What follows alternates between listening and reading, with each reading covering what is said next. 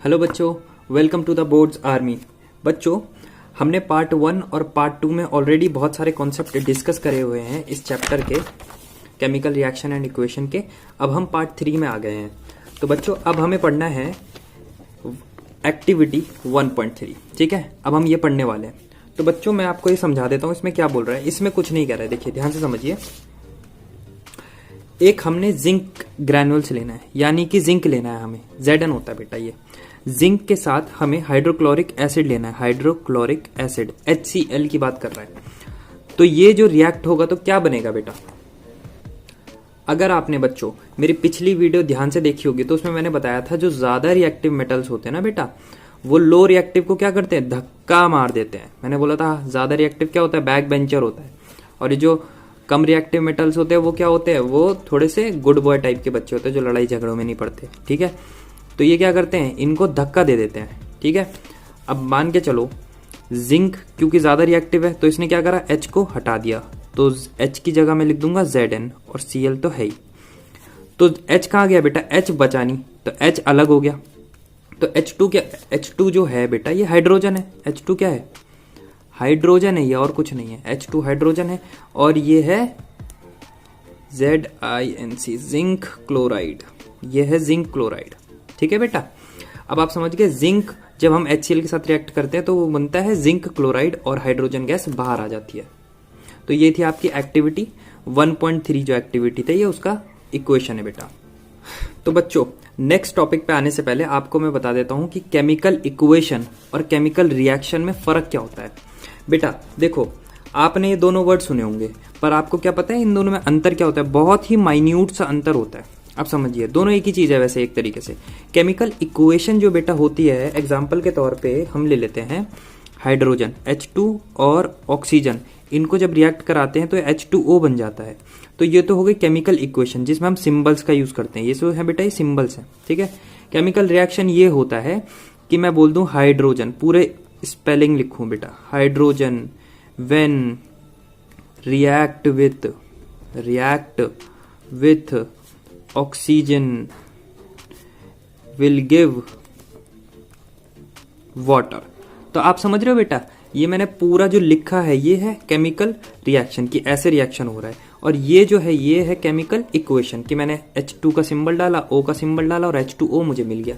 बस ये अंतर होता है बच्चों। चलिए बच्चों, नेक्स्ट टॉपिक पे आते हैं। अब हमें पढ़ना है बैलेंस्ड केमिकल इक्वेशंस के बारे में। क्यों सारी इक्वेशंस जो हैं बच्चों वो बैलेंस्ड होनी चाहिए और अनबैलेंस्ड इक्वेशन क्यों नहीं होनी चाहिए, अब हमें ये समझना है बच्चों। ठीक है, अब आप ध्यान से समझिए इस चीज को। हमने पिछली क्लासेस में पढ़ा होगा law of conservation of mass बेटा। अच्छा, आधे बच्चे तो ये भूल गए होंगे कि ऐसा कोई लॉ भी होता है पर देखिए बच्चों, law of conservation of mass ये कहता है कि matter neither be created nor destroyed. मतलब कि वो ये कह रहा है कि भैया ना मैटर जो है ना तो वो बनाया जा सकता है ना उसे डिस्ट्रॉय किया जा सकता है। फॉर एग्जाम्पल बच्चों, अगर हम ये लिखते हैं जो एवरग्रीन इक्वेशन है, हाइड्रोजन के 2 एटम्स, ऑक्सीजन, अगर हम इन दोनों को रिएक्ट कराएंगे तो हमें H2O मिल जाता है। ठीक है, तो बेटा ये क्या है, ये तो इक्वेशन बैलेंस्ड है। अगर मैं यहाँ पे 2 लगा दूं और फिर ये इक्वेशन बोलूं तो क्या ये बैलेंस्ड होगी, नहीं, क्योंकि हाइड्रोजन के हमारे पास एटम कितने हैं, 2, और ऑक्सीजन के इस इक्वेशन में एटम कितना है, सॉरी हाँ इसमें 1 है। अच्छा, और मैं इधर देखूंगा तो हाइड्रोजन के एटम 2 हैं और ऑक्सीजन के एटम भी 2 हैं। तो आप देख रहे हो यहाँ पे ऑक्सीजन बैलेंस नहीं हुआ, तो ये अनबैलेंस्ड इक्वेशन है। हमें सारी इक्वेशन बैलेंस करनी है। ठीक है, क्यों करनी है बेटा, क्योंकि मैटर जो है वो बनाया नहीं जा सकता और ना ही डिस्ट्रॉय किया जा सकता। यहाँ पे हम क्या बोल रहे हैं, यहाँ पे ऑक्सीजन एक डिस्ट्रॉय हो गया है, एक कहाँ गया बेटा, वो डिस्ट्रॉय हो गया है। तो ये नहीं चलेगा। हमें केमिस्ट्री में अच्छे से पढ़ना है, तो केमिस्ट्री में ये नहीं चलता कि भाई जो मैटर है वो डिस्ट्रॉय हो जाए या बन जाए। हमें सारी इक्वेशन अब से बैलेंस करनी है। ठीक है बच्चों, अब मैं आपको एग्जांपल दे रहा हूँ। ये हाइड्रोजन है, इसके 2 एटम्स हैं, ऑक्सीजन है, इसके भी 2 एटम्स है। यहाँ पे देखिए हाइड्रोजन के 2 हैं, ऑक्सीजन का 1 है, तो ये तो अनबैलेंस्ड है। अब मुझे इसी इक्वेशन को बैलेंस करना है बच्चों, तो आप ध्यान से समझना। ठीक है, एक ही बार में सारा कॉन्सेप्ट एकदम क्लियर हो जाएगा। देखो यहाँ पे मैं लिख देता हूँ ताकि आपको अच्छे समझ में। हाइड्रोजन के 2 एटम, ऑक्सीजन के कितने, 2 एटम। यहाँ पे हाइड्रोजन के 2 एटम, ऑक्सीजन का एक ही एटम है। अब मुझे डिस्ट्रॉय तो कर नहीं सकता, इसे मैं माइनस नहीं कर सकता, पर मैं इसको बढ़ा सकता हूं बेटा। अगर मैं इसको, अब यहां तो 2, देखो बेटा कुछ बच्चे करते हैं यहां 2 लिख देंगे तुरंत से, बेटा ऐसे नहीं करना है, ठीक है। जब हम खुद से नंबर डालते हैं ना तो हम यहां डालते हैं, यहीं डाल सकते हैं बस। यहां पे 2 लिख दो तो ये क्या होता है, मल्टीप्लीकेशन होता है। यहां पे समझ लो मल्टीप्लीकेशन है, तो 2 मल्टीप्लाई बाय 2 कितना हो गया, हाइड्रोजन के अब हो चुके हैं 4 एटम, और 2 मल्टीप्लाई बाय यहाँ 1 है, यहाँ 1 है बेटा, तो ये कितना हो गया, ये 2 हो गया। तो ऑक्सीजन तो बैलेंस हो गई यहाँ पे, पर ये जब से हमने 2 लगाया इसकी चक्कर में क्या हुआ, हाइड्रोजन हमारी इम्बैलेंस हो गई। तो हमें क्या करना पड़ेगा, हाइड्रोजन को फिर से 2 से मल्टीप्लाई कर दो। तो मैंने बोला यहाँ तो हम 4 नहीं कर सकते, यहाँ पे 2 मल्टीप्लाई जरूर कर सकते हैं। अगर मैं 1 लिखूंगा तो फिर से 2 ही रहेगा, तो 2 ही ऐसा नंबर है जिससे मैं मल्टीप्लाई कर दूं तो ये 4 हो जाएगा। तो 2 2 जा 4।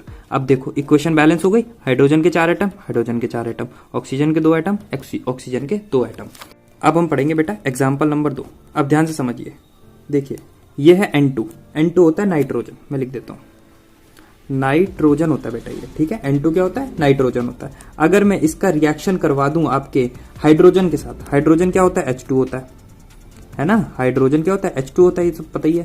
अगर मैं नाइट्रोजन का हाइड्रोजन के साथ रिएक्शन कराऊंगा तो मुझे मिल जाएगा NH3। NH3 और कुछ नहीं होता बेटा, ये होता है अमोनिया। क्या होता है, अमोनिया। NH3 अमोनिया होता है हमारे पास, ठीक है।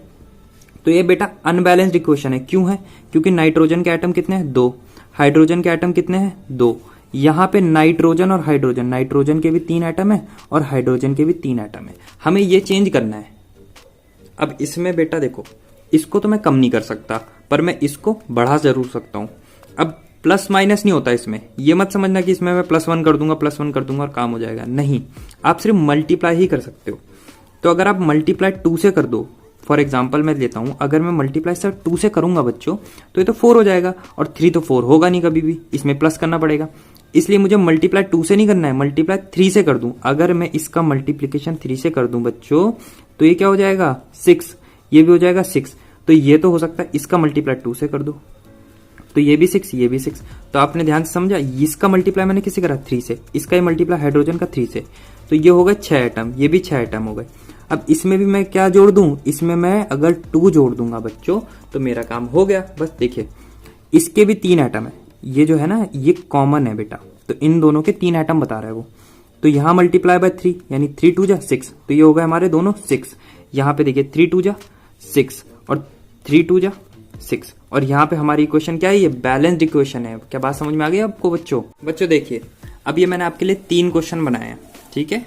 ये है आयरन जब वाटर के साथ रिएक्ट होगा तो हमें क्या देगा, ठीक है।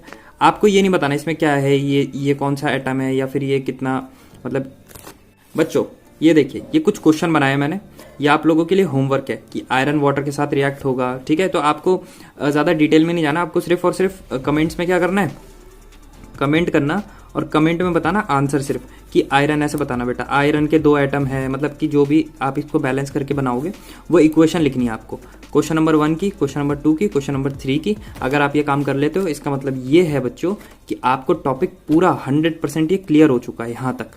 यहाँ तक 100% क्लियर है आपको टॉपिक, ठीक है बच्चों। इसके बाद हम नेक्स्ट वीडियो बनाएंगे पार्ट 4, उसमें हम आगे के टॉपिक डिस्कस करेंगे। तब तक के लिए थैंक यू बच्चों, बाय बाय।